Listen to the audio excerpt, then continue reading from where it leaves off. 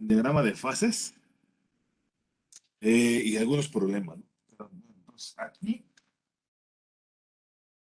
tenemos la parte del diagrama de fases del agua. Dice, observe que la curva del sólido líquido tiene una pendiente negativa. La curva líquido-vapor, sólido-líquido, la curva del líquido-vapor se detiene en X. El punto crítico, este es el punto crítico. Aquí 647.6 Kelvin y 217.7 Kelvin. Ahora, ¿qué representan estas líneas? Estas líneas representan el equilibrio. Equilibrio de fases, ¿eh? Esta y esta línea. Entonces, por ejemplo, miren, les voy a poner así. Si estuviéramos a una atmósfera y estuviéramos aumentando la temperatura, no sé, de 230 o 230 Kelvin más o menos, por ejemplo, vamos a tener la fase sólida, que esta es la fase sólida, ¿no? Que es sólido, líquido, y este es vapor, ¿sí? Bueno, entonces aquí, cuando estamos en esta línea, en este punto que estoy mostrando aquí, o sea, en este, va a haber un cambio de fase, un equilibrio de fases. ¿De qué fase, qué fase? Sólido, líquido. Si pasa esto, aquí se le va a llamar un delta H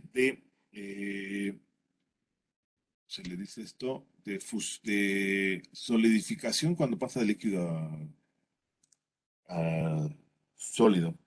Va a ser de fusión, ¿no? Va a ser un delta H de fusión. Ahora, aquí vamos a pasar en la fase, vamos a estar en la fase líquida. Ya pasando este punto, vamos a estar en la fase líquida, donde aumentando la temperatura, así haciendo esto, vamos a estar en este otro punto, que aquí, les digo, aquí va a estar el delta H de fusión. Y aquí, en este punto, bueno, aquí le voy a poner, le voy a quitar esta flecha porque esto, vamos a estar acá, aquí va a estar líquido, aquí va a ser, en este punto, va a ser un delta H de vaporización. Y aquí vamos a estar en la fase vapor, líquido, vapor, ¿sí? Entonces, si nosotros, por ejemplo, disminuimos la presión y estamos, no sé, en este punto y aumentamos la temperatura, aquí va a haber un equilibrio de fases. ¿De qué fase a qué fase? Pues del sólido al vapor. Y si aumentamos la temperatura, pues ya tendríamos la fase vapor. A este se le llama como delta H de sublimación. Porque vamos a pasar de la fase sólida a la fase vapor, y eso se le llama sublimación. Cuando pasamos de la fase sólida a la líquida es fusión, de la líquida a la vapor va a ser el delta H de vaporización, como les había dicho anteriormente. Por ejemplo, en el caso del delta H de vaporización es la cantidad de energía necesaria que se necesita para que ocurra el cambio de fase. ¿De qué fase a qué fase? De la fase líquida a la fase vapor. ¿Sí? Entonces, eso es importante. Ahora, ¿por qué se toma en cuenta el agua? Porque el agua, cuando pasa a la fase líquida, esta pendiente va a ser negativa, porque cuando pasa de la fase líquida a la fase sólida, este, aumenta su volumen, o lo que es lo mismo, para el agua, ¿eh? Para el caso específico del agua, el delta es, perdón, la densidad del sólido, cómo se relaciona con la densidad del líquido. Sí, a ver. Bueno, entonces ahí está. La densidad del sólido es menor a la densidad del líquido, por eso flota. Ahorita lo vamos a ver aquí. La masa, la densidad es igual a la masa sobre volumen. Entonces, sustituyendo esto, la masa del sólido es igual a la masa del líquido, igual a la masa, pues se puede cancelar esta, puede cancelar, y entonces nos quedaría 1 sobre volumen de sólido, lo voy a poner así, menor a 1 sobre volumen de líquido. Entonces, volumen de líquido lo paso multiplicando, y este también, volumen del sólido. Entonces, el volumen del sólido es mayor al volumen del líquido, por lo tanto, flota. y la densidad es menor. Entonces, esta es la parte que tenemos nosotros. Por eso, flota. Bueno, entonces, esta es una de las características que tiene el agua, que al cambiar de fase a la fase de sólida, aumenta su volumen, por lo tanto, ¿sí? Bueno, entonces, ahora, aquí tenemos otro diagrama de fases que es para el dióxido de carbono. Antes de eso, aquí tenemos el punto triple. En el punto triple, aquí es coexisten las tres fases. Líquido, sólido, sólido, líquido. Bueno, ya. Y vapor. En ese punto triple. ¿Sale? Ahora, en el del dióxido de carbono, la pendiente es positiva. Aquí la pendiente es negativa, en este caso. ¿Por qué? Por lo que les dije, ¿no? Entonces, aquí observe que la curva de sólido líquido tiene una pendiente positiva, que es cierto para la mayoría de las sustancias. La curva líquido-vapor se tiene en X, el punto crítico, son condiciones muy extremas. ¿Sí? Y de manera similar a una atmósfera, aquí va a pasar, si disminuimos la temperatura a menos de 170 y 195, vamos a estar en la fase sólida. Si pasamos a una atmósfera, estamos a 195 Kelvin, aumentamos, no sé, un grado, o aquí, y está ocurriendo el equilibrio de fases. De manera similar, estas líneas, aquí que lo que graficamos, presión contra temperatura, ¿eh? No sé si esté bien acá. Sí, presión contra temperatura, ¿no? Esta es la temperatura. Ahí está. Bueno, entonces ahí tenemos las condiciones del punto triple, 5.1 atmósferas y 216.6 Kelvin. Ya está definido 0.06 atmósferas y 273.6. Bueno, entonces ahí está, es eso. Ahora, la regla de las fases, esta nos sirve para saber los grados. Esta es, miren, aquí esta es la regla de las fases derivada de Gibbs. Aquí lo que representa cada término es esta F, son los grados de libertad, lo que nosotros podemos cambiar experimentalmente, que son da el número de las intensidades PT o presión, temperatura o la fracción, X o Y. Este es el número de componentes. Este es el número de fases. Y bueno, este es el 2. ¿Sí? Pues el número de grados de libertad son los que pueden cambiar de manera independiente sin perturbar el número de fases en equilibrio. Aquí tenemos varios componentes, varios ejemplos. Ejemplo uno, agua pura. El número de constituyentes es 1. Bueno, ese es. Aquí, bueno, este sería el componente, es este. Sería C, no es como la nomenclatura aquí. También este. C es igual a 1 y ya que no existe reacción, si se hace caso omiso de la autorización del agua, R es igual a 0, por lo que F, este es F, para continuar con la misma nomenclatura. Entonces aquí tenemos F es igual a C, 1,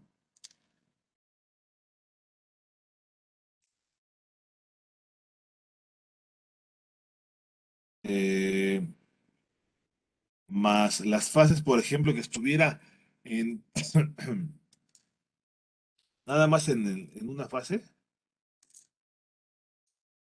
y tuviéramos fases, no, P es igual a una fase, por ejemplo, líquido, 1 - 1 más 2, F es igual a 2 grados de libertad. Esta la voy a dejar ahorita, vamos a ver acá. Por ejemplo, considerando el agua y la regla de las fases, ahí está, este es el del agua. ¿En dónde estaríamos? Por ejemplo, aquí, en un punto.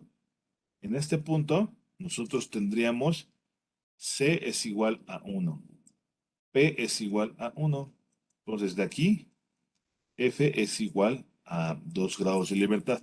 ¿A qué nos referimos con los 2 grados de libertad? Pues a que se puede mover la temperatura y o la presión. Y o la presión ahí. Y la presión también. Se puede mover para la izquierda, para arriba, para la derecha, para la izquierda, para arriba, para abajo. ¿Sale? Bueno, entonces es por un lado. Lo voy a poner con otro color. Que es lo que tenemos aquí. C es igual a un componente. P es igual a cuánto, y ahorita vamos a ver cuántos grados de libertad tenemos. Entonces aquí tenemos C es igual a 1, P es igual a 2, sólido líquido en este punto, y F es igual a 1 a partir de la ecuación. Ahora, en este punto, aquí tenemos C es igual a un componente. P es igual a 3. 1, 2 y 3. 3. Entonces, aplicando la regla de las fases, F es igual a C, 1 menos 3 más 2. ¿Cuánto da? F es igual a 0. Pues, ¿esto qué indica? Pues que no tenemos ningún grado de libertad. ¿Por qué? Porque ya está definido, ya está la temperatura y la presión. Es a lo que se refiere con los grados de libertad. ¿Sí? Estas son las ecuaciones, unas ecuaciones clave, no fórmulas. La definición de la energía de Gibbs, G es igual a H menos TS, de eje de sistema menor o igual a cero, a T y P constantes. Esta es la definición delta G en términos de delta. La energía de Helmholtz, también. Delta A es igual a delta U menos T delta S. Esta es la definición y esta está en términos de deltas. Porque luego les digo la definición y me la quieren dar en términos de deltas. No. Ahora, DU es igual a TdS menos PdB.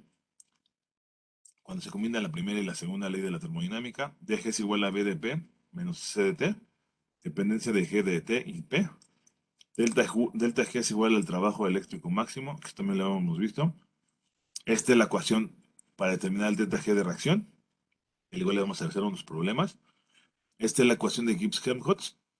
La derivada parcial de delta G entre T con respecto a T, a P constante es igual a menos delta H entre T al cuadrado. Delta G, cambio de G debido al cambio en P. Delta G es igual a NRT, logaritmo de P2 entre P1. La energía molar de Gibbs de un gas. Esa también nos va a servir para el equilibrio químico. Esta ecuación que tenemos aquí, la ecuación 618. Ecuación de Clapeyron. Ecuación de Claus-Clapeyron. En dos estados, ¿está claro? Ecuación de Claus-Clapeyron para cuando tenemos una serie de datos. Tiene la forma lineal, y igual a, mx, a menos mx más b. Regla de las fases. Y esta no la habíamos visto, pero no la voy a ver. ¿Sí? Bueno, entonces, vamos a ver algunos problemas. Y para eso, dice, estos que es el ejemplo, el problema propuesto del libro de Chang, que es el 6.4, dice, sin consultar, el apéndice B calcule la cantidad delta RG 0 menos delta RA de la siguiente reacción a 298 Kelvin. Es el carbono, la producción de CO a partir del carbono y del CO2 gaseoso. Suponga comportamiento de gas ideal. Entonces aquí tenemos solución. A partir de las definiciones en términos de delta, delta RG 0 es igual a delta RH 0 menos T delta R0 y delta RA 0 igual a delta RU0. Se va como subíndice. Menos T por delta RS0. Entonces lo que hacemos, o lo que se hace es delta, vamos a tener esto, delta RG 0 menos delta RA 0.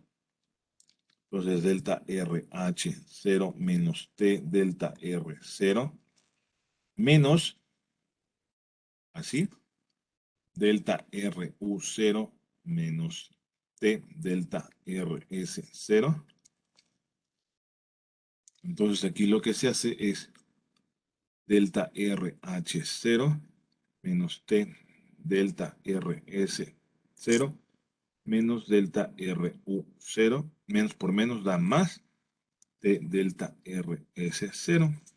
¿Qué es lo que podemos hacer ahí? Pues este con este se cancela y tenemos que delta RH0 menos delta RU0 y sabemos que H es igual a U más PB. Entonces aquí H menos U igual a PB. Nosotros también lo podríamos poner como delta R H0 menos U0. Esto es igual que la definición esta. También lo pudiéramos poner así en el estado estándar. Esto sería delta PB. Ya directamente PB. Suponiendo comportamiento de gas ideal, pues tenemos que PB es igual a nRT. Entonces esto es delta nRT. Y aquí nada más lo que va a cambiar es el número de moles. Delta RG0 menos delta RA0 es igual a RT por delta N, sustituyendo valores que nos va a quedar como 8.314 joules sobre mol Kelvin por la temperatura que es de 298 Kelvin. Y estamos en la fase gaseosa, delta N quedaría como 2 productos menos reactivos. Esto es igual a 1. Por lo tanto, delta RG0 menos delta RA0 es igual a ¿cuánto? Ahí está el valor, 2468 joules sobre mol, que es igual a, lo podemos aproximar a 2.48 kilojoules sobre mol. Bueno, entonces, a ver, déjenme. Bueno, entonces vamos a hacer otro problema. Dice, el benceno tiene un punto, este es del libro de Leibler, y dice, el benceno tiene un punto de ebullición normal a 700, de ebullición normal a 760 milímetros de mercurio, de 353.25 Kelvin, y un delta H de vaporización de 30 igual a 30.76 kilojoules sobre mol. Si se hierve el benceno a 30 grados centígrados para efectuar una destilación al vacío, ¿a qué valor se debe reducir la presión? Y aquí utilizamos la ecuación de Clapeyron, logaritmo de la presión 2 entre P1 para dos estados, delta H de vaporización menos delta R por 1 entre T2 menos 1 entre T1. Entonces aquí tenemos los valores, que es el logaritmo. La presión 2 es la que nos hace falta, la que vamos a determinar, entre 760, que es presión 1, 760, nos daría milímetros de mercurio esta, ¿eh? Y nada más hay que tenerlo en cuenta. Igual a delta H de vaporización, que es 30 menos 0.76 kilojoules sobre mol, entre 8.314 joules sobre mol Kelvin, 1000 joules es un kilojoule. Vamos para hacer el cambio de la conversión. La conversión de unidades, más bien dicho, entre la temperatura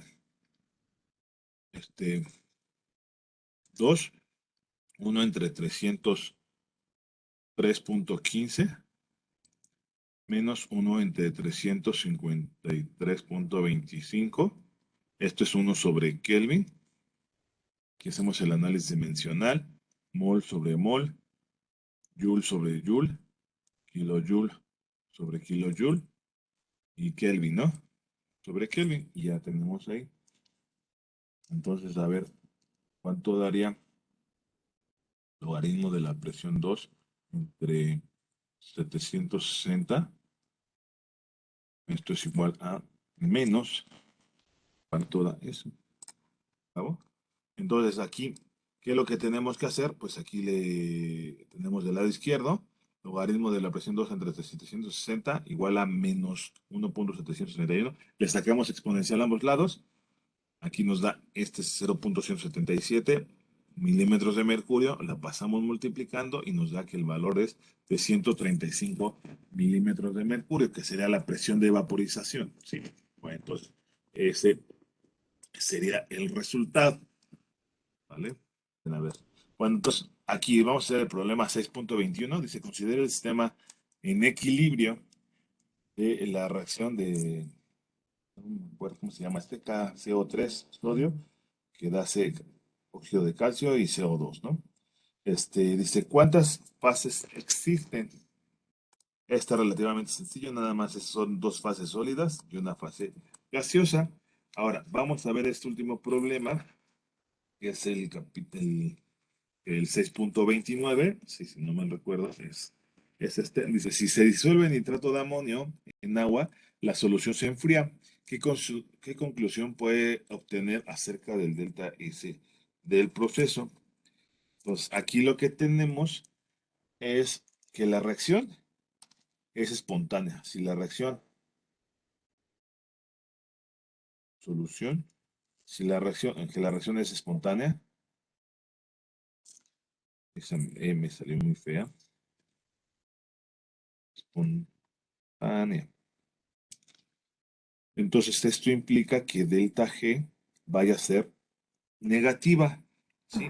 Además, la solución se va a enfriar, lo cual denota que es un proceso endotérmico. Esto implica, se enfría,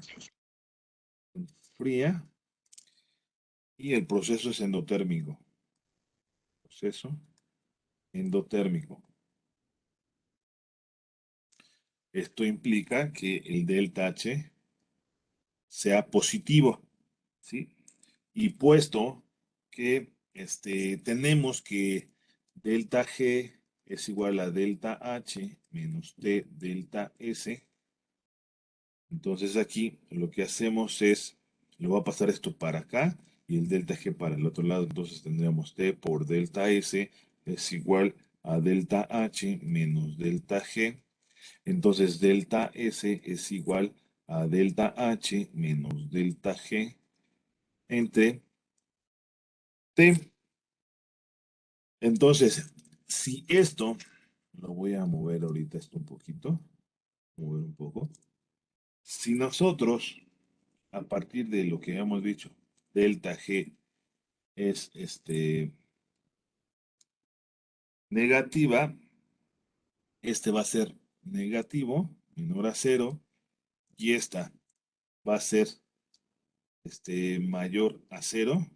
Por ejemplo, les voy a poner valores que fueran, no sé, que si delta G fuera menos 3 kilojoules sobre mol. Y delta H fuera igual a, no sé, a 5. Estoy poniendo valores para que le vean con números. Mol. Entonces, aquí voy a sustituir delta H, sería 5, y a 298 Kelvin, 298 Kelvin. Esto lo voy a poner con números. 5 menos 3. Todo esto, y aquí no está número.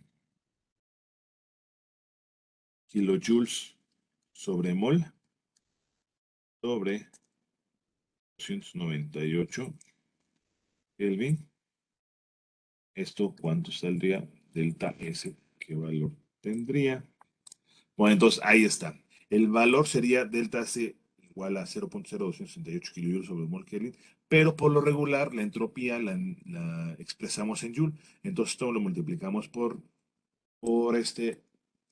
debido a la conversión que tendríamos como pues un kilojoule es igual, kilojoule es igual a 1000 joules, entonces lo multiplicamos y nos da 26.8 joules sobre mol Kelvin. Entonces aquí va a ser mayor a cero.